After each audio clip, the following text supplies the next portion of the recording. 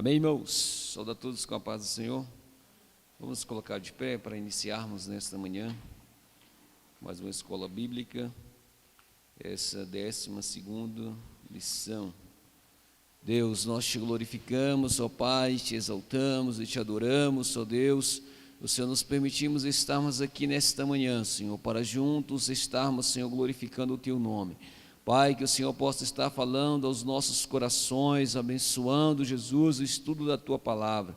Senhor, abençoa aqueles que já estão presentes, aqueles que estão deslocando, Senhor, da sua casa, aqueles que não poderão estar, Senhor Jesus, aqueles que estão no trabalho, aqueles que já estão viajando, Senhor, pela manhã, que o Senhor possa estar com cada um, ó Pai, abençoando, aonde é que se encontra, Deus. E nós que estamos aqui, Senhor, estamos reunidos para aprendermos mais um pouco de Ti, Senhor. Fala conosco e abençoa em nome de Jesus Cristo. Amém? Débora, louva para nós no hino da harpa.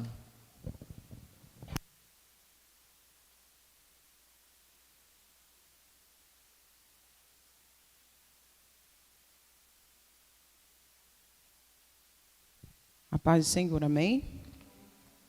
Vamos louvar o hino 432.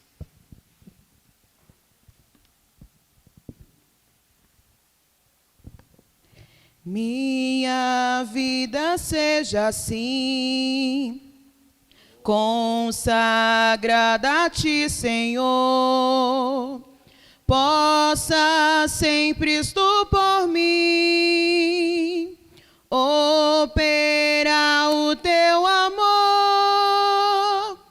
a minha alma lava, Salvador, no Teu sangue puro carmesim.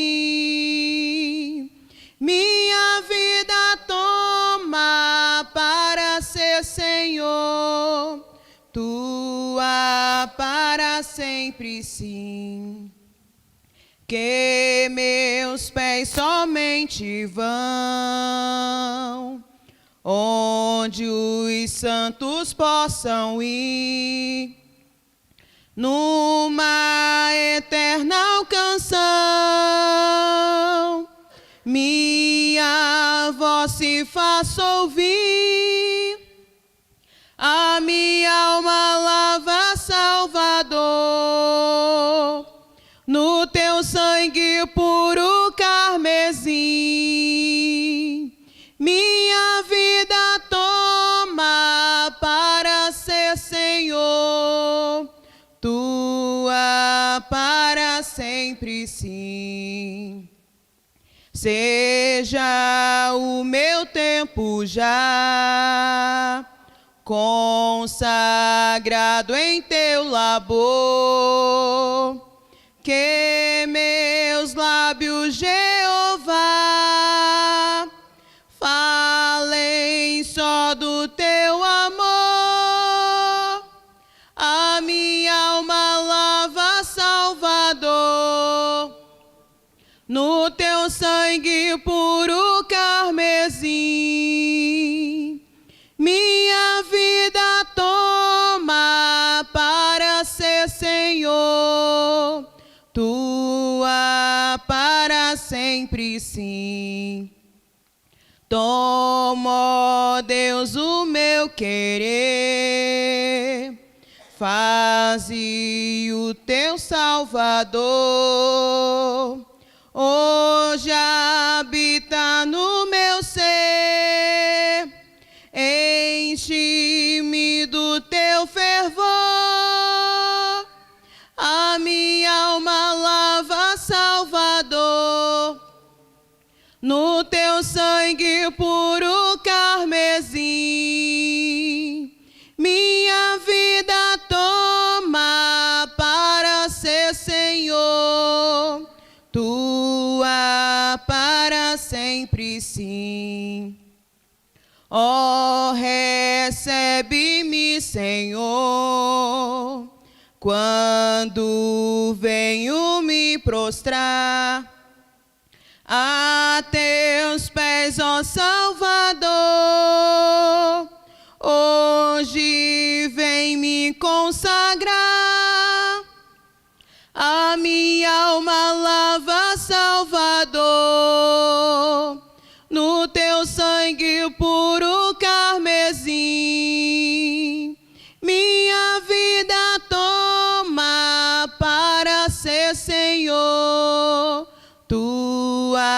para sempre, sim. Amém.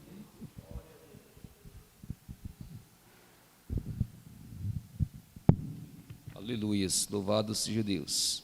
Lição de número 12, e tem por título: Quando Deus se revela ao homem, louvado seja Deus. Texto áureo diz assim: Então o Senhor respondeu a Jó, desde a tempestade. Jó capítulo 40, versículo 6. Verdade prática.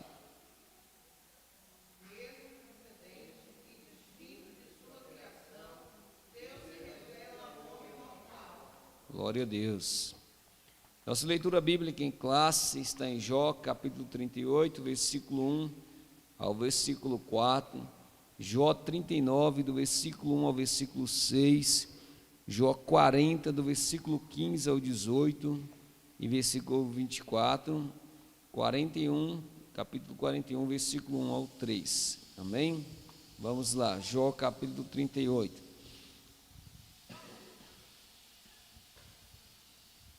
Depois disto, o Senhor respondeu a Jó de um redemoinho e disse: Quem é este que escurece o conselho com palavras sem conhecimento? Agora cinge os teus lombos como homem, e perguntar-te-ei, e tu responde-me.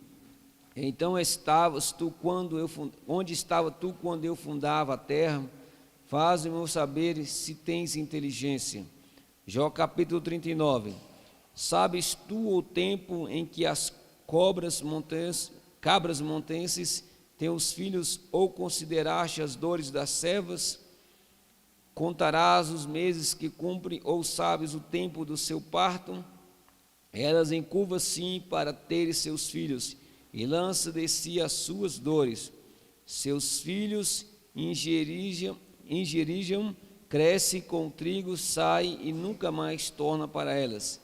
Quem despediu livre o jumento montês, e quem soltou as prisões ao jumento bravo, a qual dei ao ermo por casa e a terra salgada por moradas. Jó capítulo 40, versículo 15. Contempla agora o meu monte que eu fiz contigo, que come erva como boi. Eis que a sua força está nos seus lombos, e o seu poder nos músculos do seu ventre. Quando quer, move a sua cauda como cedro, e os nervos das suas coxas estão entretecidos. Os seus ossos são como tubos de bronze, a sua ossada é como barras de ferro. Poder-lo-ia, porventura, caçar a vista dos seus olhos, ou com lanças lhe furar o nariz? Jó capítulo 40, versículo 1 ao 3, 41, versículo 1 ao 3. Poderás pescar com o anzol ou leviatã, ou ligarás a sua língua com a corda. Podes pôr uma corda no seu nariz, ou com um espinho furarás a sua queixada. Porventura multiplicará as suas suplicações para contigo, ou brandamente te falará? Falando sério, tem que botar uma lâmpada bem aqui, irmãos. Quando tem uma lâmpada bendita que fica piscando, que as nossas vistas ficam falhando, aí por isso que eu estou errando a leitura aqui, viu? Deus, nós te glorificamos, ó Pai, te exaltamos, ó Deus, por tudo, pelo louvor, pela Tua palavra, Senhor, que o Senhor possa estar abençoando, Jesus, grandemente, Senhor, cada professor que estará ministrando, Senhor, nesta manhã, abençoa a confraternização das crianças, ó Pai, abençoa os adultos, jovens, ó Pai Santo, que o Senhor fala profundamente, usa cada professor como instrumento nas Tuas mãos, em nome de Jesus, amém? Pastor, presbítero Francisco.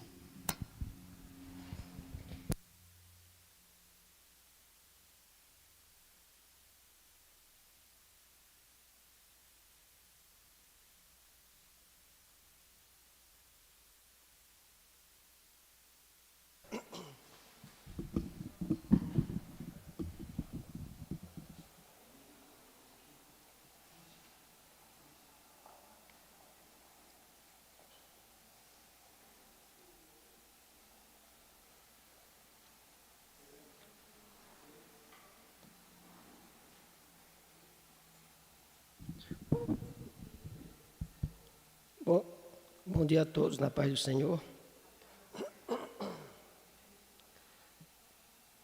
Estamos chegando ao final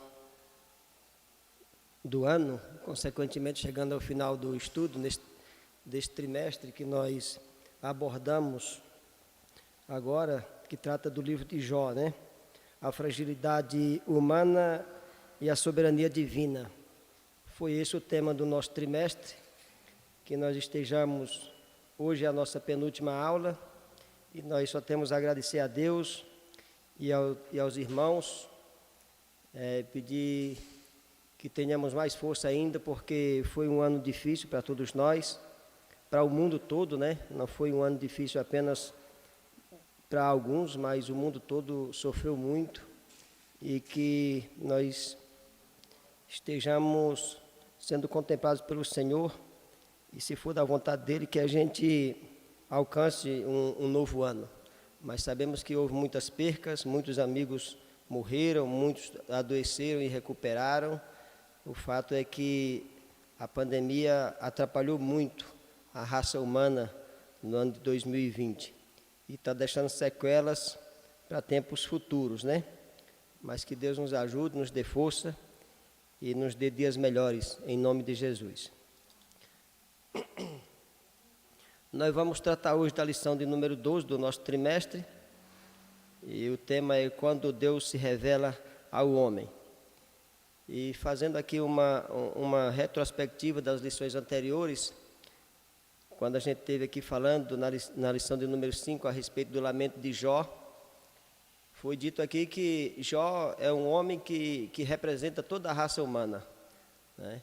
Jó não foi apenas um homem que viveu, que existiu ou que deixou de existir, porque isso é indagado por muita gente, se Jó de fato existiu ou se é apenas uma produção literária, poética do raciocínio de alguém. Mas essa é uma questão irrelevante para o momento. Mas o fato é que Jó, existindo como pessoa física ou como pessoa imaginária, como muitos querem, o fato é que Jó é o sujeito que representa todos os homens. Do capítulo 1 de Jó até o último capítulo, onde nós já estudamos e vamos continuar estudando, Jó representa todos os homens no seu sofrimento, né? Todos os homens no seu sofrimento. Aliás, a história, a poesia, o livro de Jó, ele não está escrito apenas para um povo e para uma época, não, ele está escrito para mostrar a realidade humana. Essa é a nossa realidade. Todos nós sofremos, e não tem como fugir dessa realidade.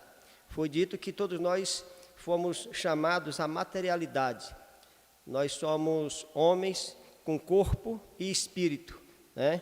Então, um dia nós fomos chamados a assumir um estado corporal. E o estado corporal é marcado por dor e sofrimento. Também é marcado por dor e sofrimento. Porque se a gente disser que é somente dor e sofrimento, vai ter uma turma com certeza que fica questionando, não, mas tem outras coisas além de dor e sofrimento. Sim, mas a vida humana também é marcada por dor e sofrimento. E por incrível que pareça, o ser humano ele amadurece com dor e sofrimento. O ser humano não amadurece morando em palácios. O ser humano não cresce mentalmente, espiritualmente, ele não cresce nos palácios.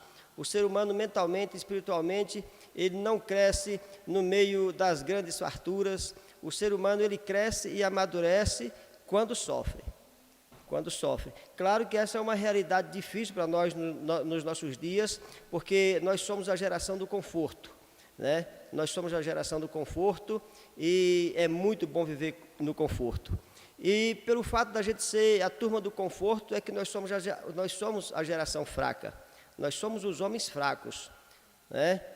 Nesses últimos 40, 50 anos, temos produzido e continuará produzindo pessoas assim, fracas a cada dia, que não são forjados no sofrimento e que não conseguem passar nem mesmo uma crise qualquer, particular, porque já está se acabando, já está murmurando e já está reclamando de tudo e todos, né? Então, por isso, precisamos analisar Jó como um livro que compete a nós, no qual nós ali estamos inseridos naquela história e devemos enfrentar, né?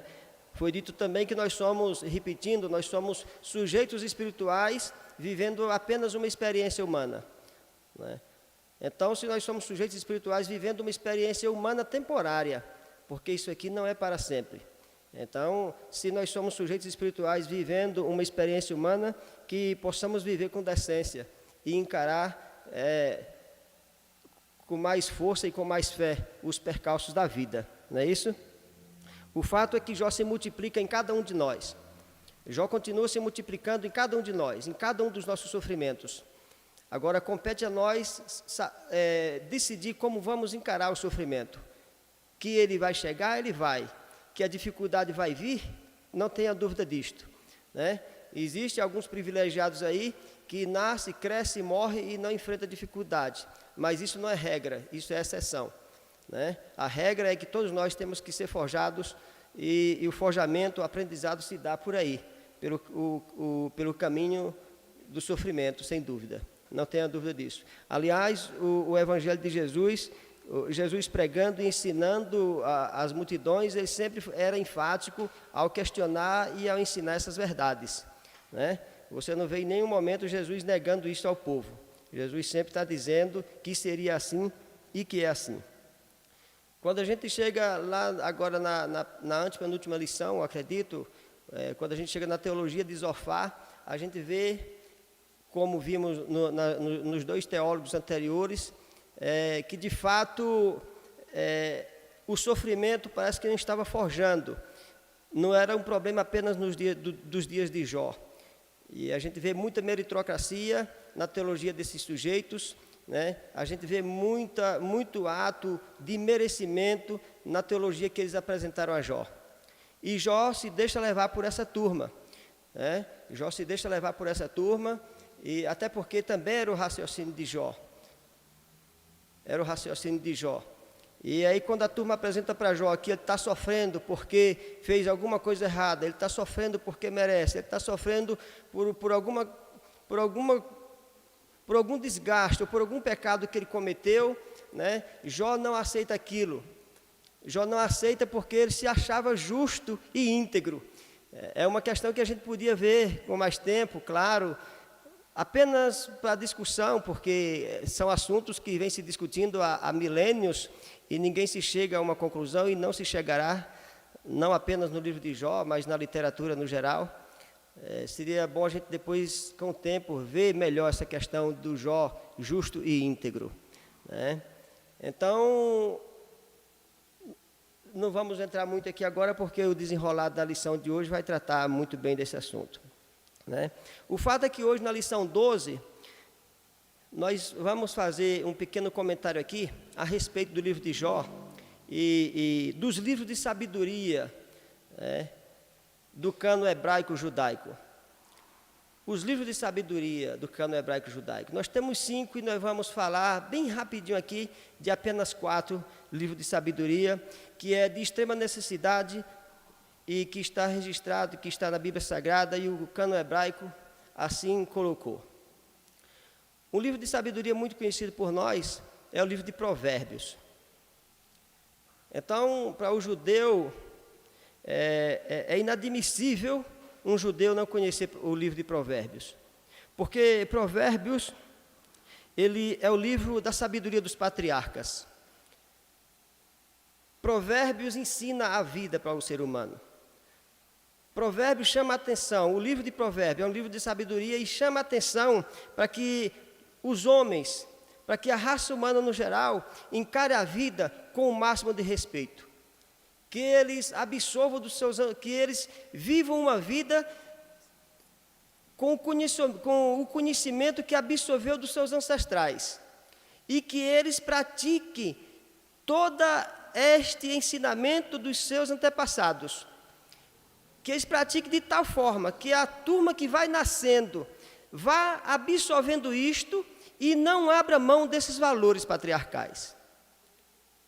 Então, seja no sofrimento, seja na dificuldade, qualquer que seja o percalço que você viva, diz o livro de Provérbios, que você mantenha firme e que você esteja observando os seus ancestrais, vivendo de acordo com os ensinamentos, fugindo do pecado, fugindo da idolatria, fugindo da prostituição, e tem uma série de recomendações que Provérbios faz.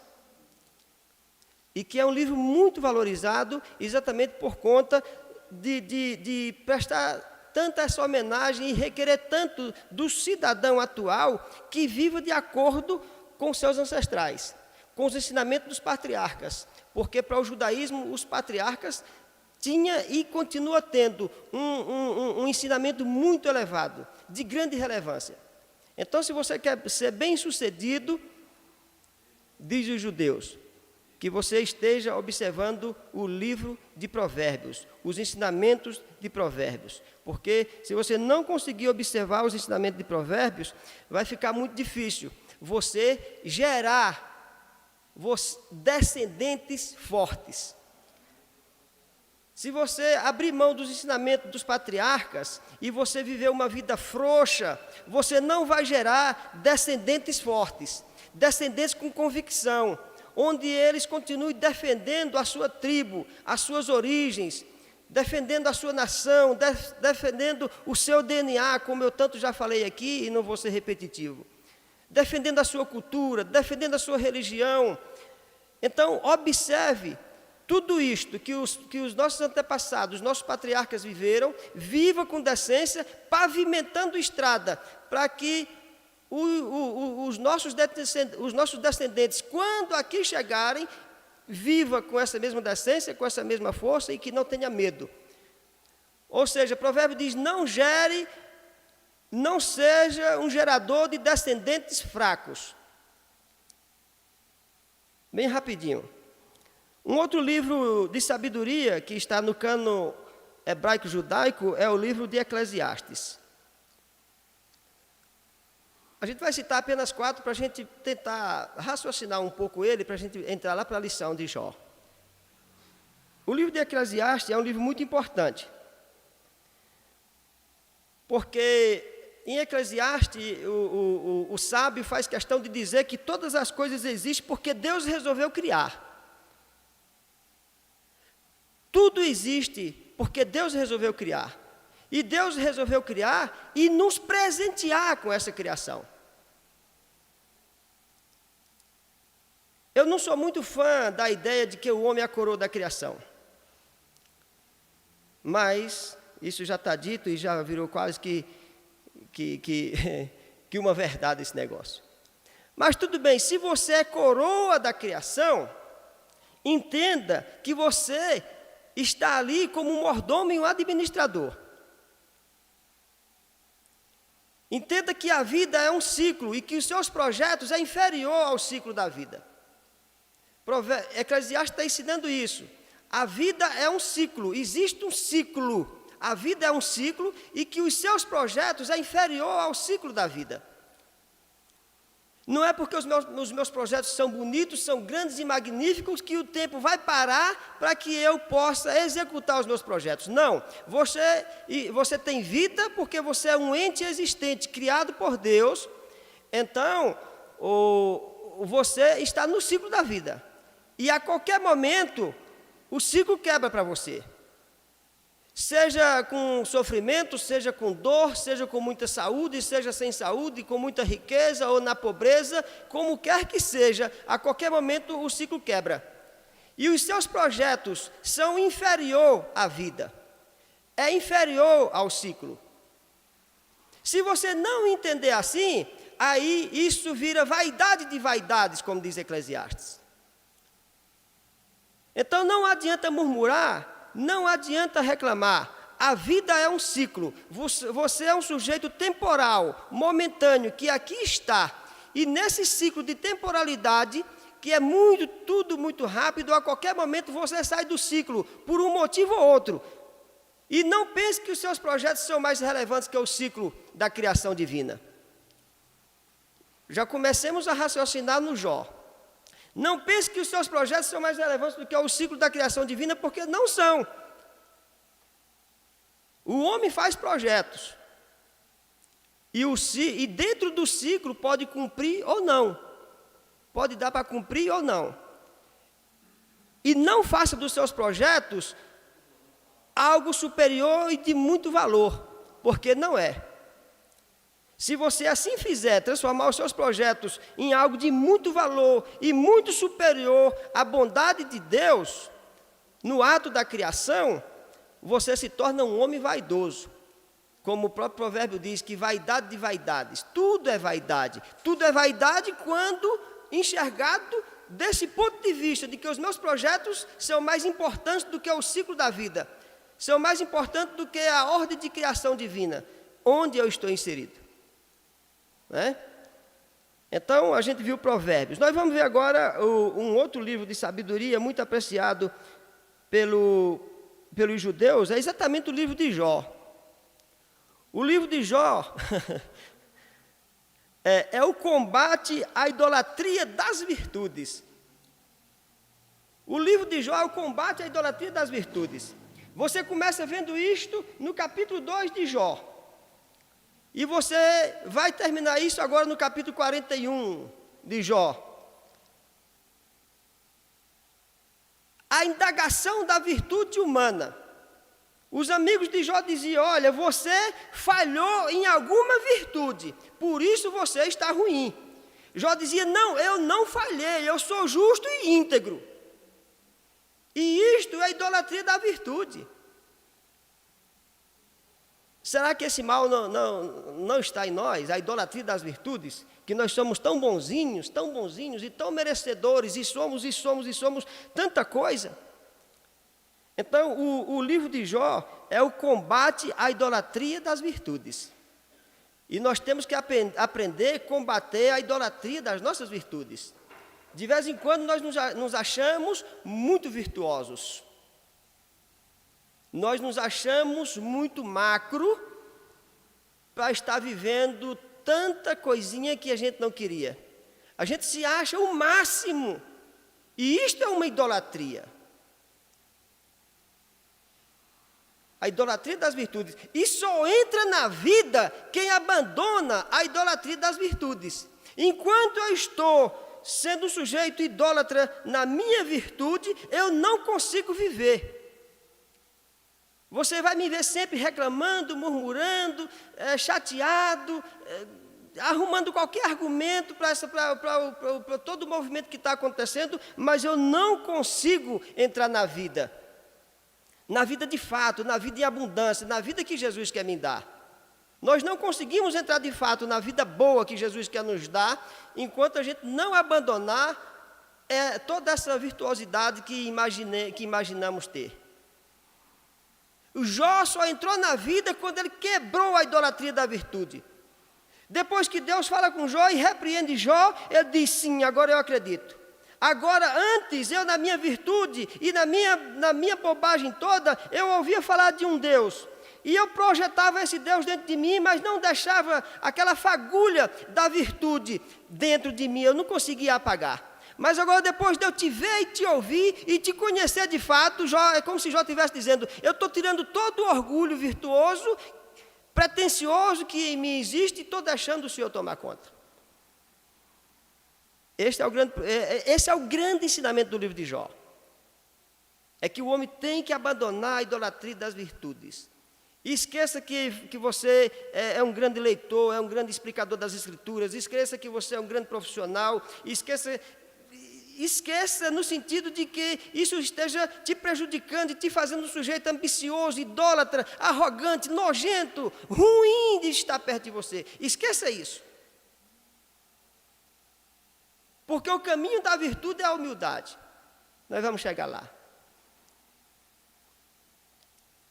Então, esses 3 livros aqui. E por último, nós temos o livro do Cântico dos Cânticos.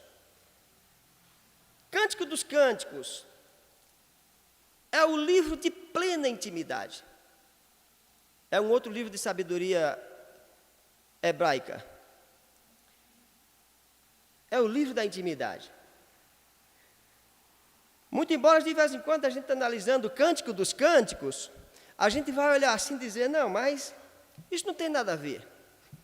Parece apenas uma relação sexual do Assulamita, parece apenas uma intimidade íntima possivelmente de um Salomão com uma senhorita e que estava meio confuso a história entre eles dois, e um bate na porta, o outro não abre, e o outro tenta forçar o ferrolho fica umedecido com o unguento, com o óleo das mãos de quem estava tentando abrir, aquela coisa toda e tal, parece apenas um romance de alguém, mas na verdade não é bem assim. Nós conseguimos fazer a interpretação de que esta intimidade se trata exatamente da intimidade da igreja, do homem com Deus. Vamos melhorar assim, vamos esquecer a intimidade de um mero coito sexual de um homem com uma mulher. Vamos partir para a interpretação da intimidade do homem com Deus. E de acordo com o cânon hebraico, judaico, eles analisando essa literatura de sabedoria, eles dizem que é o seguinte: para eu chegar a um estado de intimidade boa, plena, próxima, agradável, juntinho de Deus, como sugere Cântico dos Cânticos, eu tenho que quebrar aqui a virtude da idolatria, como Jó quebrou. Eu tenho que entender que Deus criou tudo de acordo com os seus desígnios e os seus propósitos, e que eu sou mais uma criatura de Deus, e que eu estou no ciclo da vida, e que esse ciclo pode ser quebrado a qualquer momento, porque tudo está nos desígnios de Deus. Fazendo o caminho de volta agora, né? Nós viemos aqui, agora nós vamos voltar. E entender que eu tenho que observar os ensinamentos dos meus superiores, dos meus patriarcas. Porque se eu não conseguir entender isso, se eu quebrar a regra dos patriarcas, quebrar a regra das vaidades de Eclesiastes, se eu quebrar a regra da insensatez de Jó, eu não vou conseguir a intimidade de Cantares. Eu não sei se está claro, mas não tem problema, porque vocês vão achar pessoas que expliquem melhor e com mais tempo. Então, é mais ou menos por aí que a gente vai conseguir encontrar Jó. É mais ou menos por aqui que nós vamos conseguir encontrar Jó. Em toda a sua conversa com Deus. Em toda a sua dificuldade, nós vamos encontrar Jó aqui.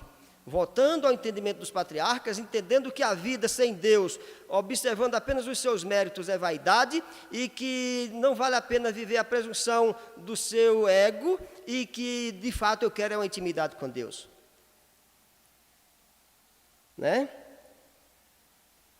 Beleza, então vamos lá.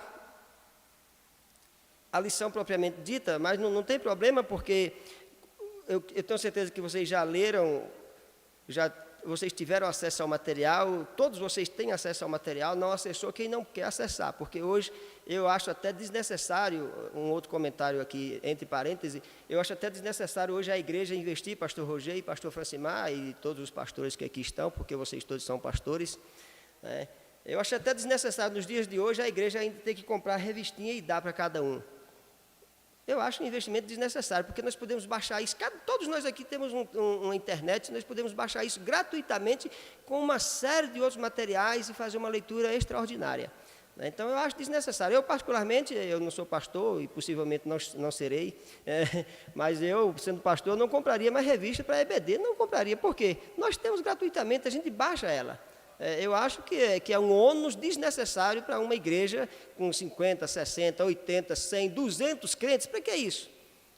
É muito desnecessário. Todos vocês aqui estudam e vocês baixam livros aí dos melhores possíveis, vocês baixam e pronto, e tem o material, Então, dizer, eu não tenho o material, não pode nem dizer, porque na sua internet aí você baixa ela na hora que quiser. Mas quando Deus, fechando o parênteses e continuando aqui, quando Deus se revela ao homem, a gente está falando aqui do homem Jó, no caso da leitura, mas que Deus se revelar ao homem, não tem nada de extraordinário nisso. Deus cria e se revela, Deus desde a criação se revela ao homem. Deus, desde quando fez o primeiro homem, ele se revelava continuamente com este homem. Imagina você tem um filho e você, na sua casa nasce um filho e você entende todas as necessidades desse filho. E o crescimento desse filho, o crescimento intelectual, o crescimento pedagógico, o crescimento físico, todo o ensinamento que você, como pai, tem que passar para esse filho. E quem passa? Você que é o pai. E no caso de Adão, quem foi o homem que fez isso? Foi o próprio Deus. Não existia uma outra forma de Adão aprender com alguém. Então, Deus se revelando a Adão, Deus se revelando a Caim. Você vê que Deus não só se revela a Adão, mas depois ele continua se revelando a Caim, continua se revelando a Abel, continua se revelando a todos os homens. O que nunca faltou na história da raça humana foi revelação de Deus. Foi revelação de Deus. O que nunca faltou na raça humana foi a revelação divina. Foi a revelação divina. Tem um rabino aí que ele costuma dizer o seguinte, que Deus se revela de forma maravilhosa e de vez em quando nós atrapalhamos a revelação divina. O que acontece é o seguinte, ele comenta o seguinte, e diz assim, faz de conta que você, cristão, vai convidar alguém para aceitar o cristianismo. E aí o cara diz assim, mas por que eu tenho que aceitar o cristianismo? Aí você diz assim, não, porque os evangelhos mandam aceitar o cristianismo. E é muito seguro aceitar o cristianismo. Olha só as maravilhas que aconteceu no cristianismo. Pedro andou sobre as águas. Aí o cara vai dizer assim, o que é que eu tenho a ver com isso? Não tem nada a ver que Pedro andou sobre as águas. Ah, mas isso foi maravilhoso. Não tem nada a ver com isso. Não, mas houve uma multiplicação de pão. Jesus fez essa multiplicação de pão. Aí o cara diz, sim, o que é que eu tenho a ver com isso? Eu não comi desse pão. Por que eu tenho que me converter ao cristianismo baseado nesse seu argumento? Não, mas se você quiser algo bem mais anterior a isso, eu posso te dizer que um dia Israel era escravo no Egito e saiu de lá porque o mar se abriu e eles passaram. Não tem nada a ver com isso. Você não consegue me convencer de que eu preciso aceitar por conta disso. Não, mas é porque um dia houve 10 pragas e o povo de Israel saiu livre e as 10 pragas atacou outras gentes. E o que eu tenho? Você não consegue me convencer com isso. Mas, se você não consegue convencer, porque muitas das vezes a gente quer convencer alguém a aceitar Jesus baseado nesses argumentos. Sinceramente falando, esses argumentos eles são compreensíveis depois que você está dentro, depois que você aceita. Aí o rabino sugere o seguinte, comece, fale de Deus para ele e mande ele observar a criação, como ela funciona de forma harmoniosa, como ela funciona de forma, 100%. É o ciclo funcionando perfeito, de forma que ele próprio tem saúde e todo o seu organismo está funcionando. E faça ele entender que existe um Criador que mantém o controle de tudo isso. Fica bem mais fácil você fazer assim do que ficar dizendo, Pedro andou sobre as águas. Eu nunca vi ninguém andando sobre as águas. Por que eu vou acreditar em Pedro? O cara pode dizer isso, né? Então, é muito complexo. Mas o fato é que Deus se revela toda hora. Ele se revela aqui na igreja, ele se revela fora, num outro ambiente, ele se revela lá em casa, ele se revela lá num passeio, ele se revela num diálogo com um amigo ateu, ele se revela a todos os momentos. Então, Deus está sempre se revelando ao homem. Diz a introdução que ao longo desse estudo, veremos que as respostas de Deus não são precisas segundo a objetividade que o ser humano espera. Claro, as respostas de Deus nunca serão precisas de acordo com as nossas necessidades. Então, Jó fez um bocado de perguntas e Deus chega para ele e Jó indagou a Deus, questionou, disse que queria e que não podia. E Deus chegou para ele e não respondeu nada, só perguntou para Jó. Onde é que você estava, Jó? Me diga, onde é que você estava quando eu coloquei os fundamentos da terra? Eu não vou te responder nada. Você me respondendo isso daqui, você vai ter habilidade intelectual automática de responder às suas indagações bestas. Então me responda. Onde é que você estava quando foi colocado os fundamentos da terra? Onde é que você estava quando foi colocado o sol no seu lugar, as estrelas no seu lugar? Onde é que você estava quando eu fundei os mares? Quando os mares foram criados e foi dado ordem para que ele venha até aqui e daqui não passe. E começou a indagar Jó e Jó ficou calado e não tinha o que responder. Como que responde? A revelação de um Deus pessoal, o Deus que tem voz. O Altíssimo havia falado nos 2 primeiros capítulos, mas essa fala era totalmente desconhecida por Jó e por seus amigos ao longo do livro. né? Aqui está se referindo ao capítulo 1 lá do livro do Gênesis, quando Deus está falando com o acusador de Jó, e essa conversa aconteceu numa outra dimensão, não aconteceu na dimensão terrena, onde Jó e seus amigos ficaram sabendo de tudo isso, né? Então ali Deus falou, ele havia falado. Então ele estava o tempo todo presente, continuando aí, né? Deus estava o tempo todo presente, mas sem dizer nada, né? Mas sem dizer nada, porque todos haviam falado, né?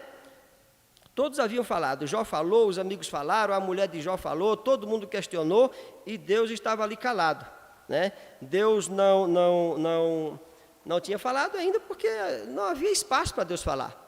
Porque o que estava havendo ali era uma grande acusação por parte dos amigos. Deus não trabalha nesse negócio, né? Uma grande acusação por parte dos amigos. A mulher de Jó num estado de desespero total, que de vez em quando a gente faz umas críticas, a gente vê muita gente fazendo críticas pesadas à mulher de Jó, por conta que ela diz, amaldiçoa esse teu Deus e morre e tudo mais. Mas você se colocar na situação da mulher de Jó é muito difícil. Se o cara está na situação de Jó é ruim, na situação da esposa a dor é a mesma. Ela havia perdido tudo também, ela havia perdido todos os filhos, e aquilo não só para Jó, mas para sua esposa é de um valor extraordinário. Imagina um de nós perder um filho, é algo que fica maculado, a gente nunca vai esquecer aquilo. E perder 10 de uma vez, né?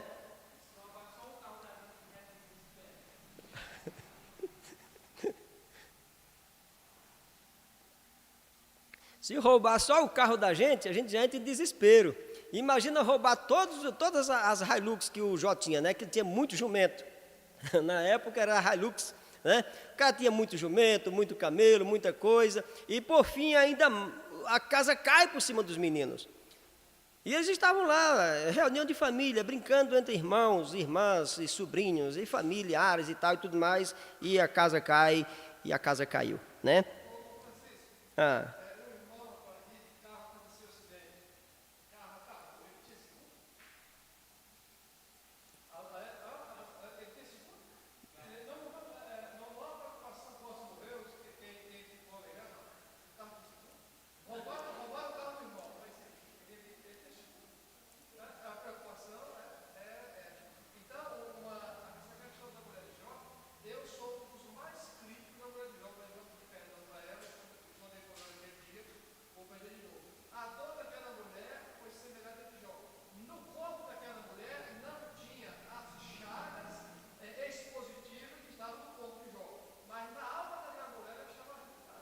Arrebentada. Ela estava arrebentada.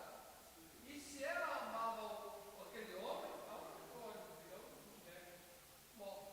Porque eu vejo assim, quer dizer, quando ela diz amaldiçoa teu Deus e morre, era uma forma dela expressar a dor e a agonia que ela estava sentindo. Exatamente. É assim que hoje eu entendo. Não era no início quando ela disse, mas hoje é assim. Muito bom. E é exatamente.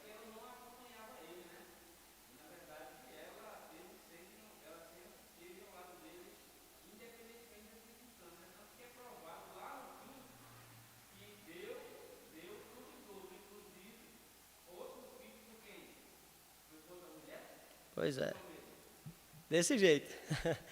Deus deu tudo em dobro, inclusive nasceu novos filhos de Jó com a mesma mulher, né? Então, os argumentos de Jó com seus amigos eram o seguinte, o grande problema dos amigos de Jó e de Jó é que eles esqueceram que a boa teologia, ela é sempre de agradecimento, ela nunca é de reivindicação. Olha, a boa oração, ela é sempre de agradecimento, nunca de reivindicação. A boa teologia, ela tem que ser de agradecimento, nunca de reivindicação. O fato é que quando eu digo que Jó representa todos os homens, é porque ele me representa hoje. Hoje a minha teologia é de reivindicação.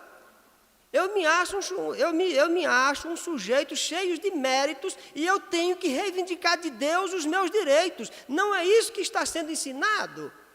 Não é isso que se ensina? Mas todo mundo ensina isso. Vamos reivindicar os nossos direitos, inclusive de Deus. Vamos orar. Quando a gente ora, é uma miséria, como diz a expressão que o pastor Rodrigo gosta de usar aqui. É uma miséria a oração que a gente faz. Porque não se faz esse tipo de oração. É uma oração de reivindicação. É uma oração de ensinamentos a Deus. E eu estou sempre reivindicando, porque tudo que eu tenho ainda é pouco, meu Deus do céu.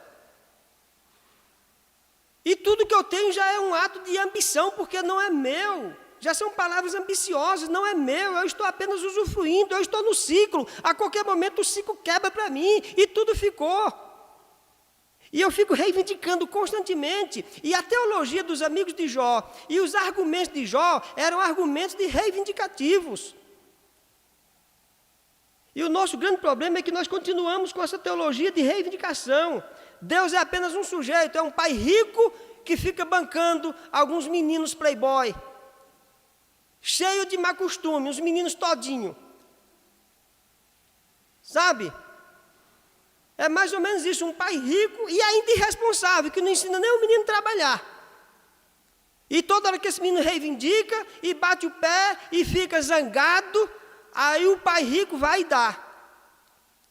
Não é essa teologia que nós temos desenvolvido, não é isso que está intrínseco em nós, não é assim que nós queremos que seja. Nos dias de Jó, quando eu digo que Jó representa toda a raça humana, é uma pura verdade. É isso que nós continuamos. Jó estava pensando assim até então. Vamos continuar que o tempo já vai... O bom da vida é que o tempo passa. Se o tempo não passasse, tu imagina que miséria seria se a gente vivesse eternamente aqui nesse trem. Se não tivesse uma morte para resolver esse problema, né? O tempo passa, está passando ali. Ó. Vamos andar. A poderosa manifestação de Deus. Jó estava diante de uma manifestação teofânica de Deus. E este falava-lhe por meio de um redemoinho. Eu imagino, o episódio do redemoinho na Bíblia é muito conhecido. Isso aconteceu com Elias, né?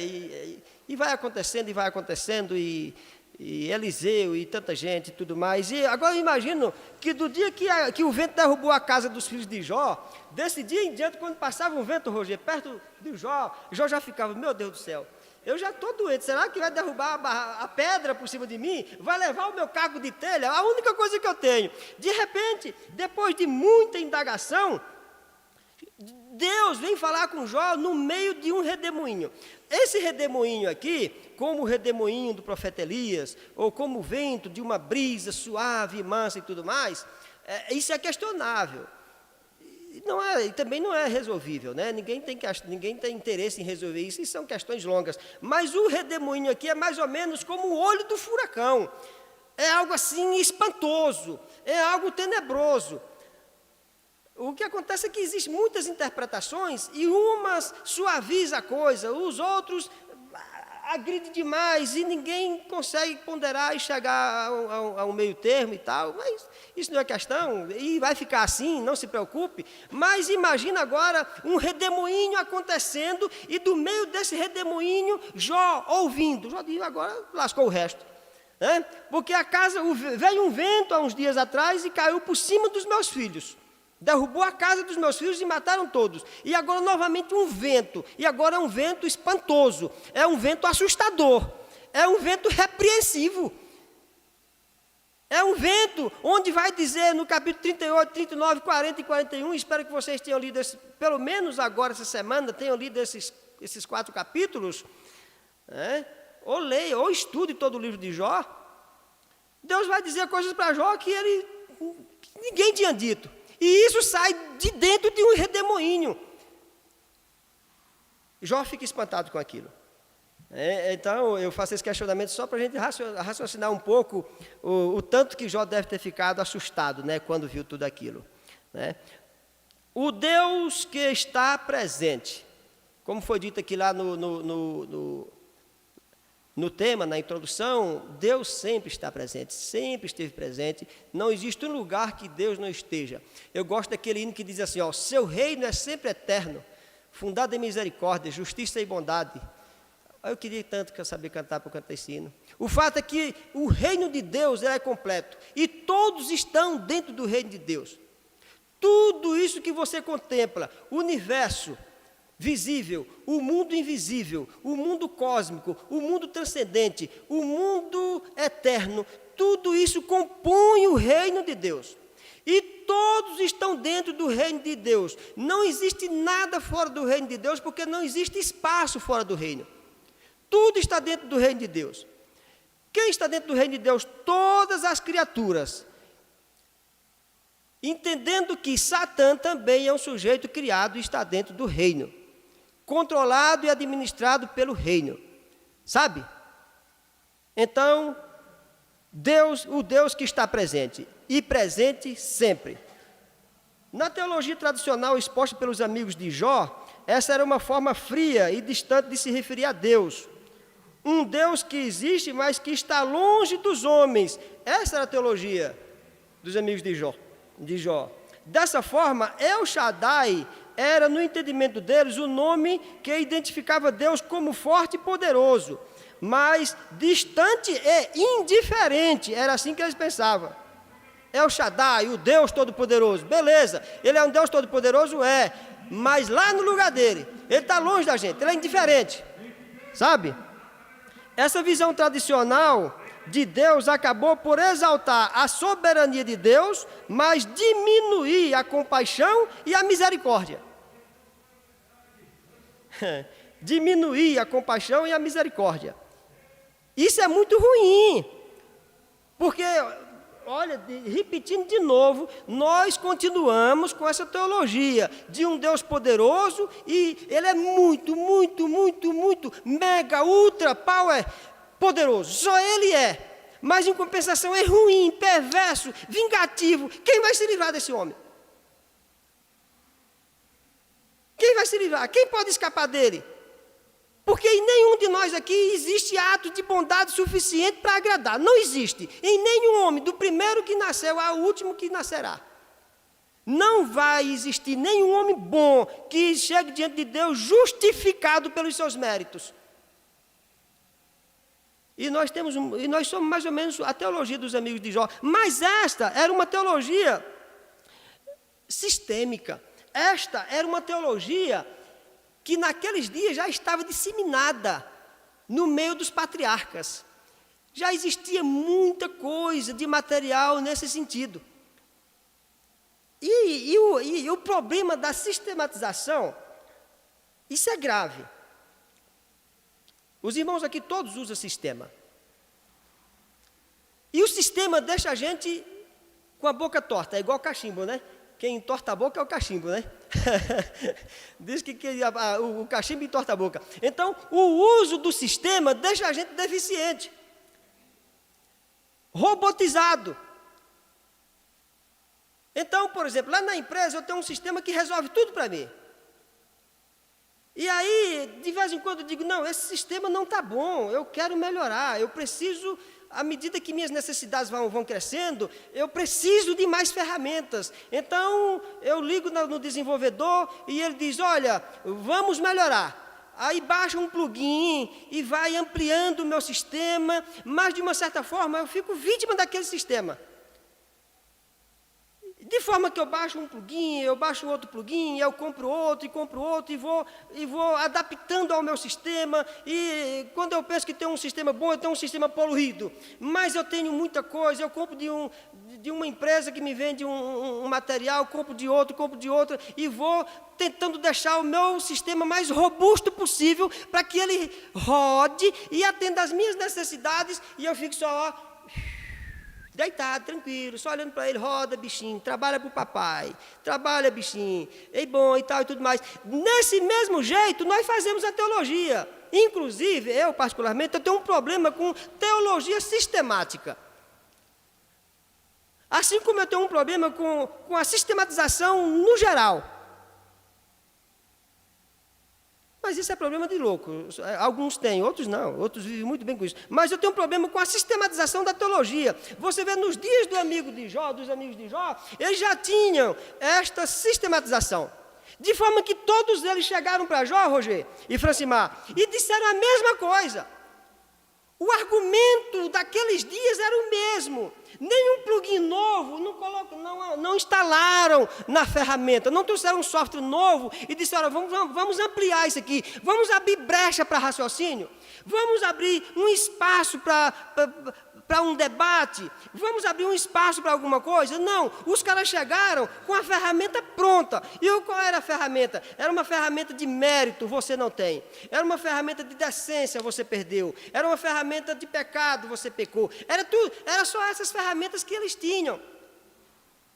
E quando a gente pega hoje e sistematiza a teologia, é claro que ninguém aqui vive de ensinar teologia, professor de teologia e faculdade de teologia, e claro que a gente, uma conversa dessa, numa igreja como a nossa, que tem faculdade de teologia e tal e tudo mais, os reitores ficam doidos, os professores não interessam uma conversa dessa e tal, mas o fato é que o sistema quando já está sistematizado, já está tudo robotizado, bonitinho. O que o Roger tem que fazer além disso? Só operar. Operar é só repetir o que já está aqui dentro. Ele não precisa fazer mais nada e nem pode, porque não teve autorização. Trava o raciocínio. Né? Eu gosto da teologia livre, eu gosto do pensamento liberal, eu gosto do cara que pensa, errou, não tem problema, erra 10 vezes, erra 1000 vezes, mas um dia a lâmpada acende. O rapaz não errou centenas de vezes até a lâmpada acender? Sabe, então nós temos que ter cuidado com isso, porque os caras já estavam ali sistematizados, né? A caixa estava pronta, não tinha que inventar mais nada, não podia dizer mais nada. E isso é muito sério. Vamos continuando, a revelação de um Deus sábio. Isso é no tópico 2 aí, né? Deus convida Jó a contemplar o universo e vê-lo como funciona. Há uma mecânica celeste que rege os fenômenos naturais de forma que garante sua perfeita regência. Né? Então, há uma mecânica celeste, há uma mecânica divina. O Criador desafia Jó a contemplar tudo isso e ver como seu funcionamento harmônico atende a um propósito superior.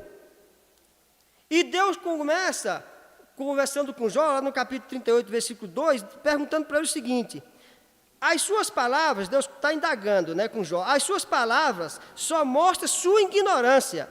Está no versículo 2 daí da nossa lição que nós fizemos. Jó, suas palavras só mostram sua ignorância. Quem é você para pôr em dúvidas a minha sabedoria? Isso é Deus repreendendo Jó. Jó, você é um sujeito ignorante. Quem é você para lutar contra os meus desígnios? Quem é você para questionar a minha vontade? Eu sou criador, você é criatura. Eu sou criador, você é um ente criado existente, que daqui a pouco deixa de existir. Você é homem, eu sou Deus. Diz alguma coisa, Jó. Quem é você para ficar resmungando? Olha a mecânica celeste, como está tudo funcionando. O Sol girando em torno da Terra. O Sol girando em torno da Terra é bom quando o Sol parou, né? A Terra girando em torno do Sol, porque quando a Bíblia diz, quando Josué orou, o Sol parou, é porque na época de Josué o raciocínio era esse, né? Que o Sol girava em torno da Terra, né? E aí por isso que diz que Josué orou e o Sol parou, mas é porque era o raciocínio dos dias. Aí quando eu digo aqui assim brincando, o Sol girando em torno da Terra, é uma brincadeira. Mas observa, Jó, a Terra girando em torno do Sol. Observa toda a mecânica, o Sol, a Lua, as estrelas, as 4 estações funcionando de forma maravilhosa. E aí você vem indagar a mim, dizendo que está dodói, que está chateadinho por uma coisa ou outra. Você não entende que está num ciclo de vida e que os seus projetos são inferiores ao ciclo. Jó, você é homem, eu sou Deus. Eu sou o que sou. Isso aí Moisés depois vai dizer direitinho. Vai explicar direitinho para Faraó. Eu sou, você existe. Você existe porque eu resolvi criar.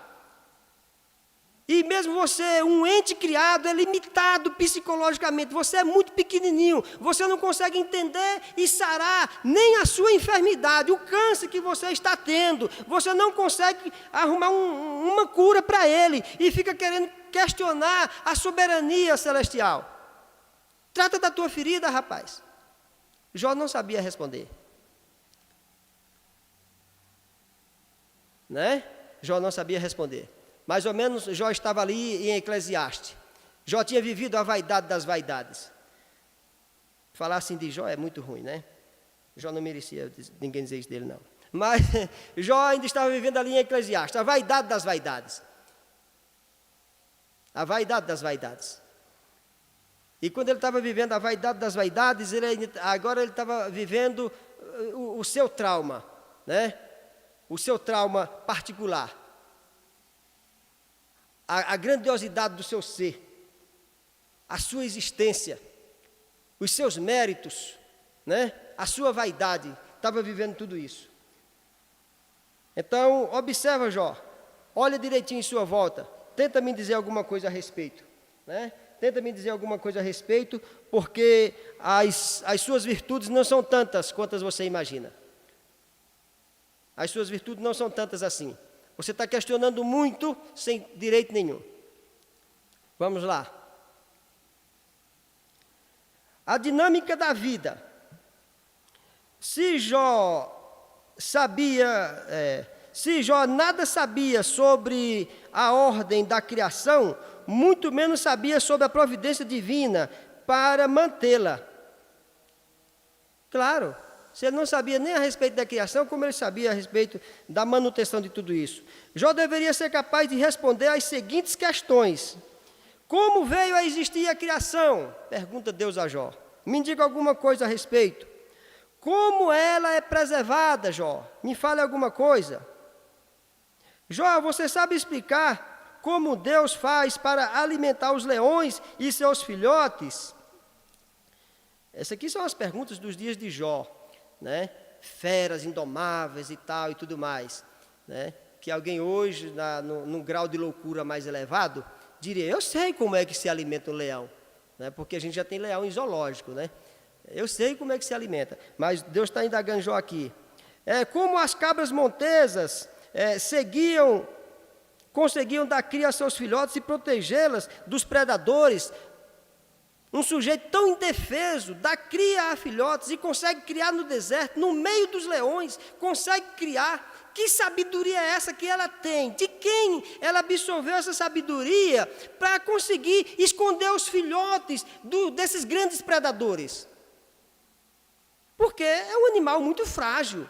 É uma gazela no meio do deserto, que tem o seu filhote e consegue criar e fazer uma grande prole, muitos e muitos e milhares e milhares.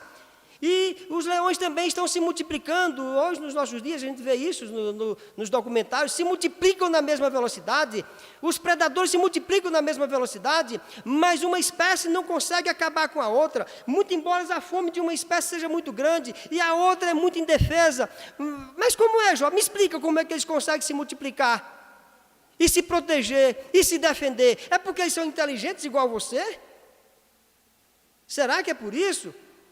Me explica, Jó, como é que isso pode acontecer? Jó, fala para mim a respeito do jumento selvagem, do boi selvagem, da avestruz, do cavalo de guerra. Um sujeito que se joga entre as lanças, se joga entre as flechas, e ele está ali para a batalha e não recua um minuto sequer. Me fala a respeito do falcão, me fala a respeito da águia, e Deus continua indagando Jó. E Jó não sabia responder nada disso. E é como se eu estivesse vendo Jesus dizendo o seguinte, Jó, e nem mesmo Salomão, em toda a sua glória, conseguiu viver como um desses animais, né? Como a avestruz, como o leão, como o filho da jumenta, como o filho da águia, como o filho do boi, como o filho da cabra, como o filho da cobra. Eles vivem, se multiplicam e vivem bem. E nem mesmo Salomão, com toda a sua glória, conseguiu viver como um deles. Sabe por quê? Porque Salomão vivia a vaidade das vaidades. Ele mesmo escreve isto. Analisa direitinho. Porque ele viveu o ápice da vaidade. Não precisa fazer muita análise. O homem que teve a vida que Salomão teve, que levou a vida que Salomão viveu, não precisa dizer que um cara desse era vaidoso ao extremo, né? Ou alguém tem dúvida disso? Nem mesmo Salomão, com toda a sua vaidade, conseguiu viver como um desses seres, Jó, como um avestruz, como um cavalo de guerra, como um falcão, como uma águia, como um jumento selvagem. Imagina isso, Jó. E Jó fica calado. Jó não tem nada que dizer. Como vai dizer, né? Vamos andar, que o tempo está acabando. Falta dois. Eu queria questionar dois negocinhos aqui, dois assuntos aqui rapidinho com vocês. Vocês entenderam como Jó, eu e você, ou qualquer um de nós, não conseguimos responder essas coisas para Deus? Nada. Não conseguimos responder. Se a gente jogar para o campo da ciência, acaba de ficar enlouquecido. Porque aí nós entramos no nada. No nada. Porque nós humanos criamos a ciência. E vivemos sofrendo dia e noite em torno, querendo uma resposta para determinados assuntos, mas é limitado, porque a ciência, para se desenvolver, precisa de um desenvolvedor à altura, e o homem é limitado. Um dia, vocês lembram daquele propaganda do Cicatricure? Você faz assim para mim, só por favor. Isso, Cicatricure, beleza. Cicatricure. A Gabi fazia uma propaganda do Cicatricure e dizia assim, que o Cicatricure gel é um acidente científico que pode mudar a idade da sua pele. Quem lembra dessa propaganda? Rapaz, pouca gente, isso não tem um ano. Então, Cicatricure gel, Cicatricure, mulher usa, né? Homem também usa. Questão de beleza, de pele e tudo mais. Ela dizia que Cicatricure é um acidente científico que deu certo, porque é um acidente. E pode mudar a idade da sua pele. Beleza, então ciência é isso. Quando dá certo é porque deu errado.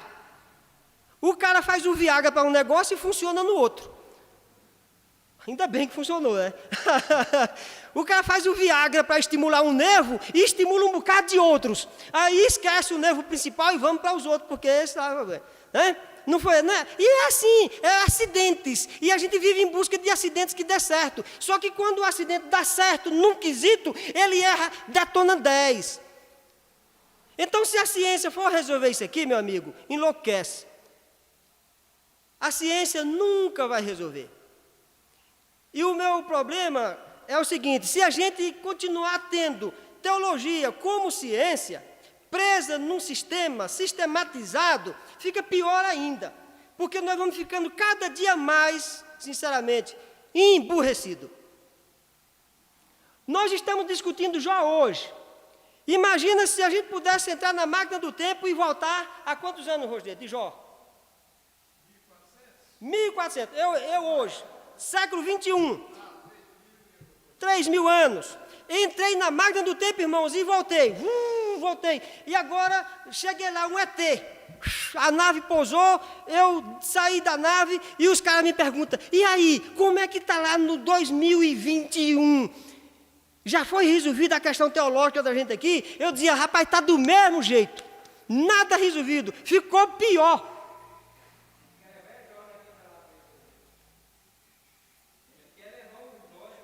Isso, precisamos levar Jó, Elifaz, Bildade, Eliú, a mulher de Jó, porque depois de 3.000 anos nós não evoluímos nada. Digamos que tem uma turma na nossa frente aqui há 5.000 anos.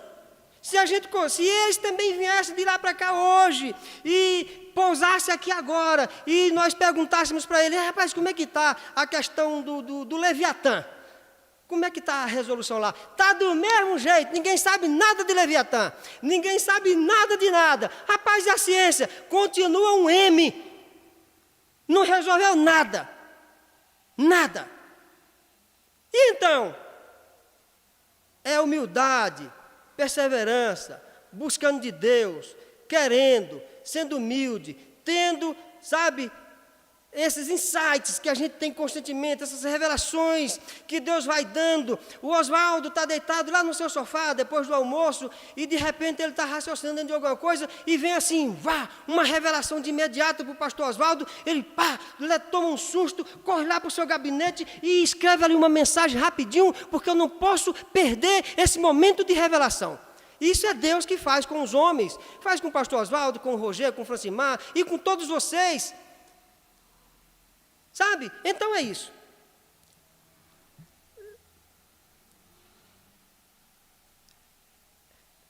A necessidade de se conhecer melhor a Deus. Era preciso que Jó contivesse o seu orgulho. Era preciso que Jó contivesse o seu orgulho. O problema de Jó todinho, sabe o que é?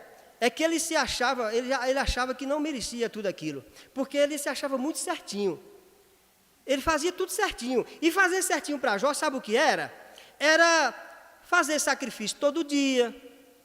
Era fazer toda aquela penitência que Jó fazia, como está descrito no livro. Então ele achava que fazia tudo certinho. Ele era um homem de muita penitência, de muito sacrifício e de muito holocausto.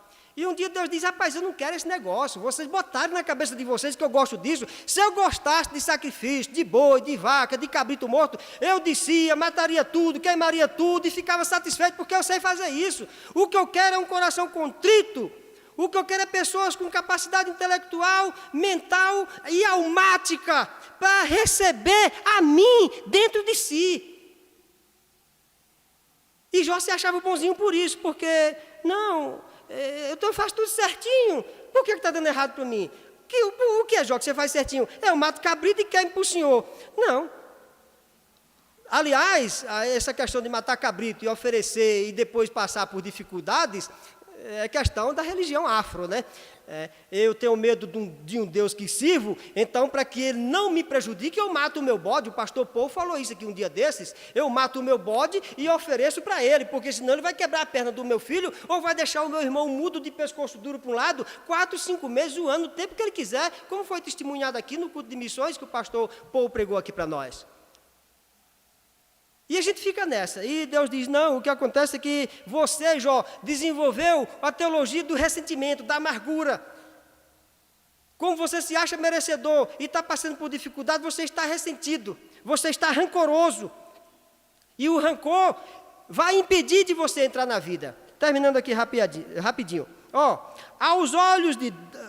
O irmão aqui dá uma aliviada na história de Jó, mas só isso aqui. Aos olhos de Deus, está na revista, Jó permanecia um homem justo e íntegro.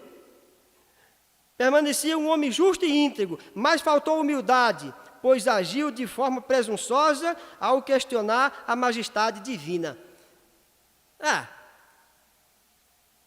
Eu sou justo e íntegro e vou agir de forma presunçosa? Sinceramente, acabou a integridade e a justiça, não é? Acabou. Claro que está escrito no livro de Jó, e a gente lê assim e tal e tudo mais. Mas o pilar da justiça e da justiça e da integridade é a humildade. A partir do momento que acabou a humildade, acabou a justiça e a integridade. Jó, se continua com esses predicados de justo e íntegro, é por bondade e misericórdia de Deus. Nunca pelos seus atos de justiça e de merecimento.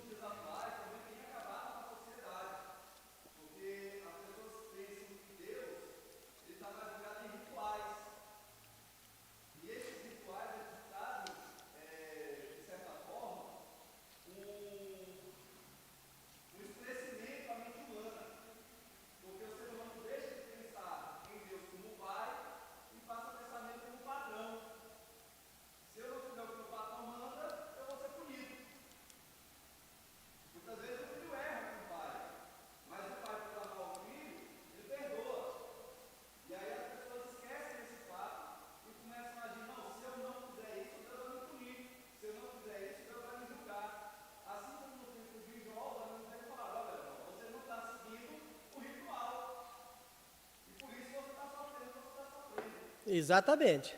Esse era o problema, né?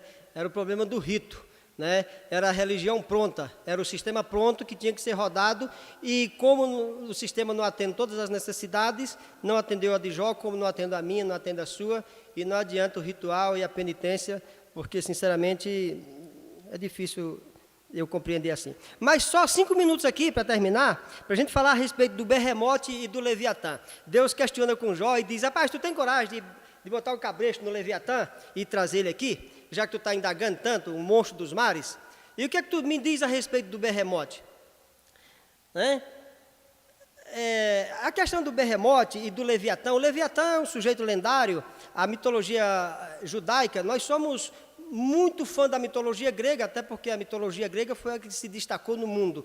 Mas nós temos mitologia judaica, nós temos mitologia oriental no geral, nós temos a mitologia africana, e muito pouco sabemos desse assunto. Mas o Leviatã é um sujeito mitológico, e assim como nós temos os nossos personagens mitológicos no grego, o judaísmo também tem a sua mitologia e as suas crenças e tudo mais.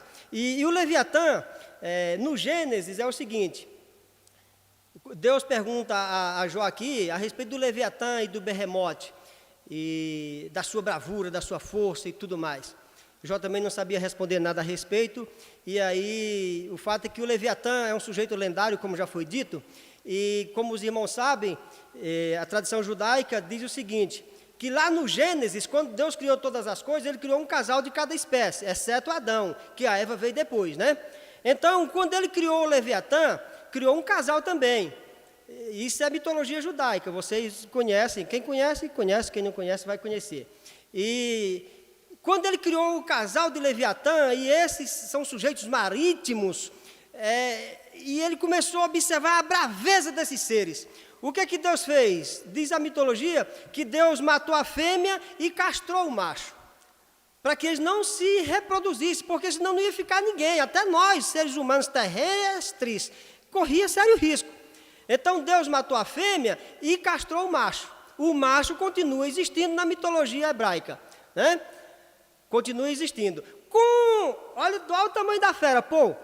Com a pele da fêmea, Deus impermeabilizou, Roger, o fundo dos mares. Isso é mitologia, gente, entenda. Deus impermeabilizou o fundo dos mares, dos rios e tal e tudo mais, com a pele da fêmea. E com a carne fez um grande banquete marítimo para todos os seres que lá estavam. O macho está programado para ser morto no Apocalipse judaico. Porque no Apocalipse judaico, o Messias vai vir e vai matar o Leviatã macho. Quando ele matar o Leviatã macho, com a pele do Leviatã, vai fazer tenda para todos os salvos, e com a carne desse Leviatã, vai dar um grande banquete também para todos. Eu tomara que você esteja lá, para comer, para comer esse negócio. Imagina a carne de Leviatã, um negócio, é uma tristeza pensar assim, mas isso é mitologia, e é assim. Mas existe um outro sujeito, isso na mitologia hebraica, que apresenta o Leviatã sob essa ótica. Mas quando você pega o Leviatã na ordem demonológica, ele é um sujeito totalmente demoníaco.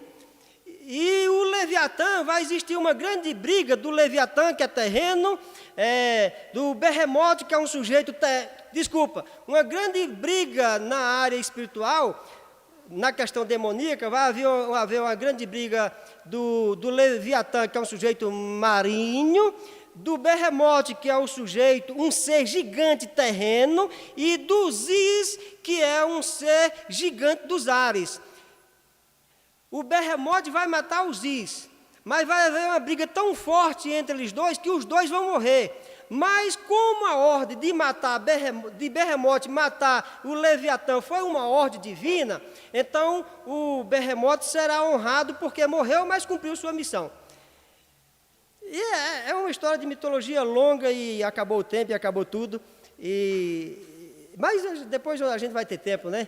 A gente vai estar por aí, os irmãos todos, para falar a respeito do assunto. O fato é que é por aí o negócio, sabe? É muita coisa para se ver, e a gente esquece agora o Leviatã, esquece o Berremote e entende que a nossa presunção e as nossas arrogâncias têm que ser quebradas se a gente quiser viver a liberdade de cantares, a liberdade de estar com Deus todos os dias. Amém?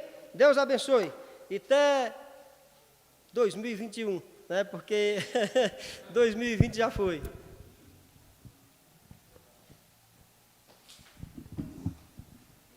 Mais uma vez, a paz do Senhor. Amém. Glória a Deus. Relatório da Escola Bíblica Dominical, domingo 20 de dezembro de 2020. Temos como título, Quando Deus se revela ao homem. Classe Geração Vida. Classe Geração Vida está bonita, não está, irmãos? Irmãos? Amém. Aí, glória a Deus.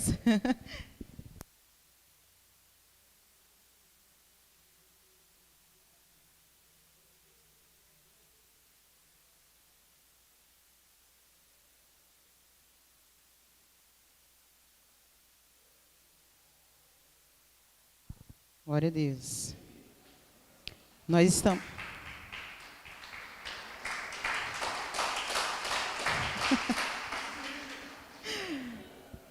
Matriculados 15, ausentes 4, presentes 11, visitantes 1. Acredito que tem uns chegaram atrasados, né? Receberam falta. Mas visitantes 1, total de assistência 12, Bíblias 8, revista 6, oferta R$ 4,00. E mesmo assim vocês estão com 73% de presentes. Classe Guerreiros de Cristo.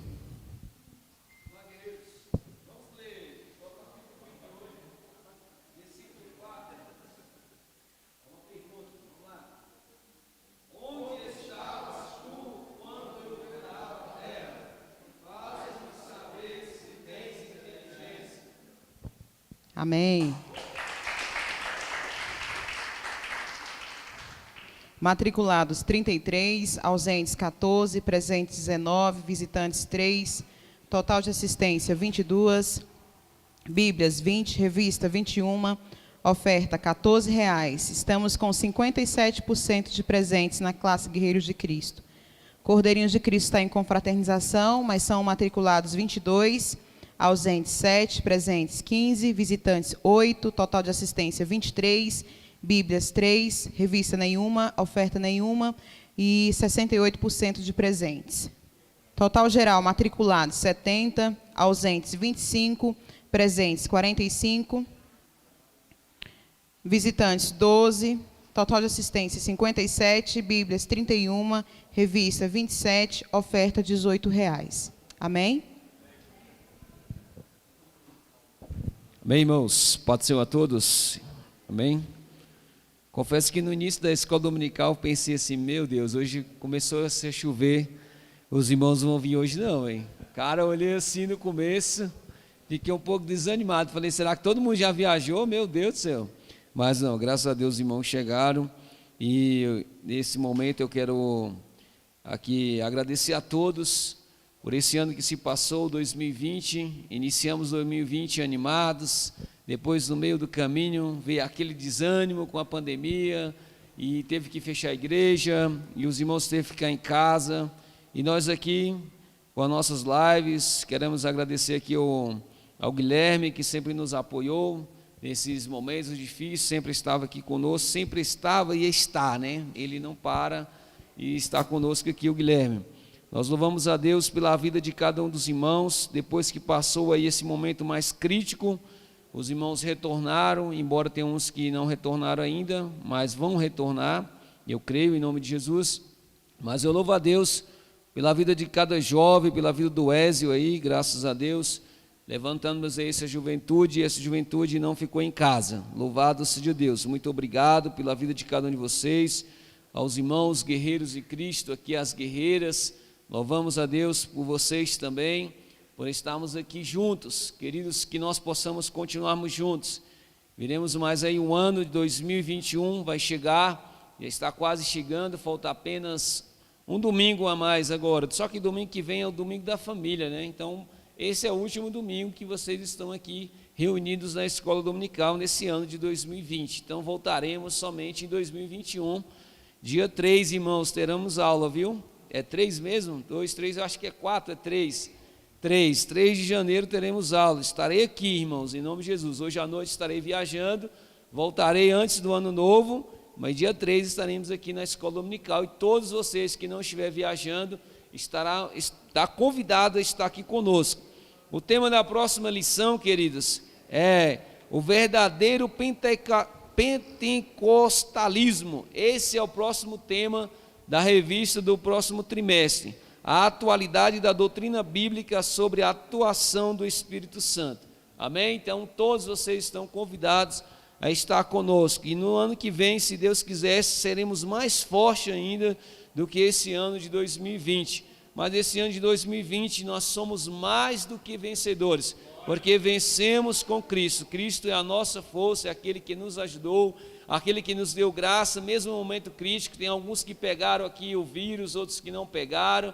Eu passei essa experiência em casa com minha esposa, mas vencemos. E vamos tomarmos cuidados, continuarmos, porque o vírus não foi embora, né? Ele continua aí. Então nós temos que termos esse cuidado ainda, em nome de Jesus. Amém? Que Deus abençoe a cada um, e muito obrigado pelo apoio de cada um. Amém? Deus abençoe. Pastor. Glória a Deus.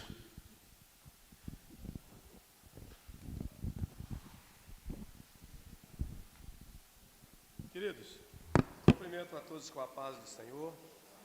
Não havia necessidade, mas eu quero ler apenas 2 versículos que se encontram ali Salomão, filho de Davi, escrevendo em Eclesiastes, capítulo 9, versículo 2, diz assim: pois a mesma coisa que acontece com os honestos e os desonestos, o bom e o mau, o religioso e o não religioso, os que adoram a Deus e os que não adoram a Deus, a mesma coisa acontece com quem é bom ou com quem é pecador, com pessoas que faz juramento e com pessoas que não faz juramento. A mesma coisa acontece com todos, e isso é o pior de tudo o que acontece neste mundo. O coração das pessoas está cheio de maldade, de loucura, e de repente elas morrem. Queridos, esse trimestre nós estudamos aí esse livro de Jó, e a coisa mais difícil de nós entendermos é que a mesma coisa que passa o ímpio, passa o justo.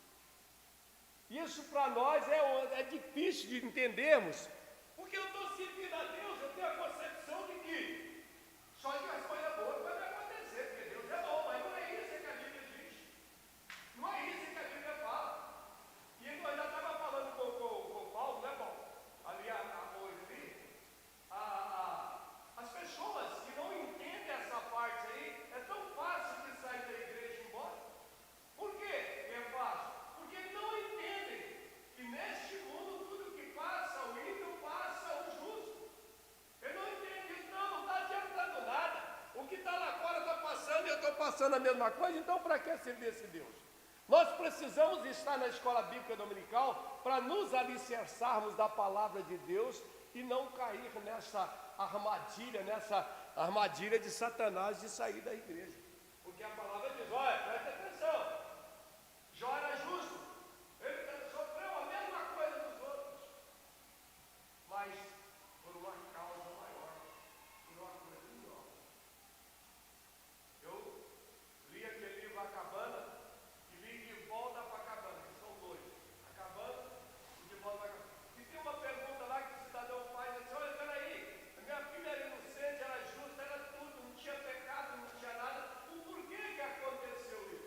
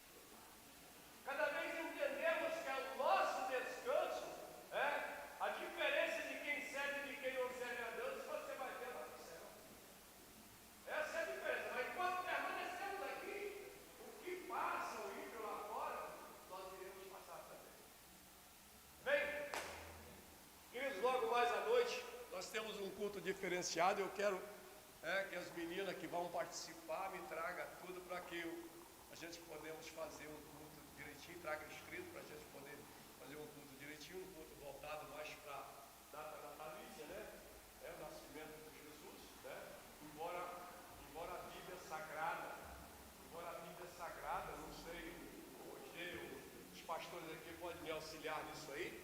Me parece que a Bíblia só fala de 2 aniversários, não é isso? Parece que a Bíblia só fala de 2 aniversários, né?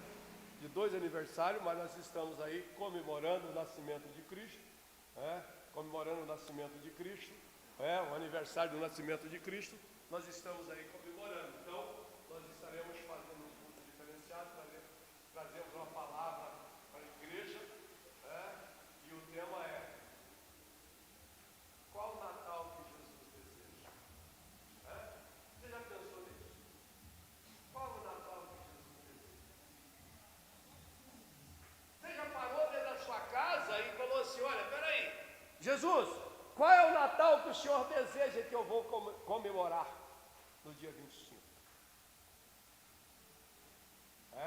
Vamos meditar um pouquinho, logo mais à noite, sobre isso. Vamos meditar um pouquinho sobre isso. Amém? Vamos colocar de pé. Muito obrigado, irmão Francisco Rodrigues.